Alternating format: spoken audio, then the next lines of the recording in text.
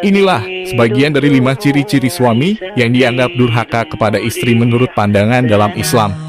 Berdasarkan Al-Quran Surat An-Nisa ayat 34, sebagai suami kaum pria adalah pemimpin bagi istrinya.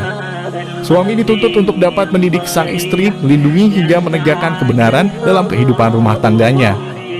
Namun tak jarang ada suami yang durhaka terhadap istrinya. Ciri-ciri suami durhaka biasanya cenderung memilih tindakan zalim terhadap sang istri. Ciri-ciri suami durhaka selalu melakukan berbagai perbuatan yang buruk terhadap sang istri bisa jadi salah satu ciri-ciri suami durhaka. Untuk mengetahui lebih lanjut, berikut beberapa ciri suami durhaka. 1. Merendahkan martabat istri. Ciri-ciri suami durhaka yang pertama adalah merendahkan martabat istri.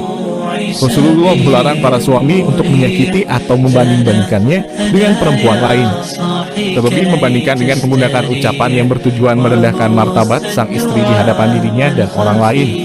Bahkan Rasulullah bersabda, dari Muawiyah Al-Qusrairi, ia berkata, saya pernah datang kepada Rasulullah. Ia berkata lagi, saya lalu bertanya, ya Rasulullah, apa saja yang engkau perintahkan untuk kami perbuat terhadap istri-istri kami? Rasulullah bersabda, janganlah kalian memukul dan janganlah kalian menjelek-jelekan mereka. HR Abu Dawud. 2. Menelantarkan istri. Seorang suami sangat berdosa apabila melalaikan kewajibannya terhadap istri dan anak. Ada beberapa hal yang bisa menyebabkan suami tega untuk menelantarkan sang istri. Misalnya suami yang menjalin hubungan dengan perempuan lain atau dapat dikatakan selingkuh. Suami yang tidak tahan dengan sifat sang istri yang suka menghamburkan uang yang diberikan suami. Suami yang menganggap tidak perlu menafkahi istrinya. Dan suami yang lebih mementingkan kepentingan saudara yang lain. Rasulullah bersabda, seseorang cukup dipandang berdosa bila ia menelantarkan belanja orang yang menjadi tanggung jawabnya. HR Abu Dawud. 3. Tidak memberikan tempat tinggal yang layak untuk istri.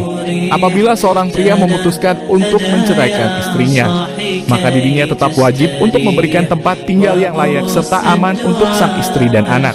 Selain itu, suami juga harus memberikan nafkah untuk istri dan anak, sebagaimana firman Allah dalam Al-Quran Surat At-Talaq ayat 6 yang memiliki arti, tempatkanlah mereka para istri di mana kamu bertempat tinggal menurut kemampuanmu, dan jangan kamu menyusahkan mereka untuk menyempitkan hati mereka. Dan jika mereka istri-istri yang sudah ditalak itu sedang hamil, maka berikanlah kepada mereka nafkahnya hingga bersalin. Kemudian jika mereka menyusukan anak-anakmu untukmu, maka berikanlah kepada mereka upahnya. Dan musyawarahkanlah di antara kamu segala sesuatu dengan baik. Dan jika kamu menemui kesulitan, maka perempuan kain boleh menyusukan anak itu untuknya. 4.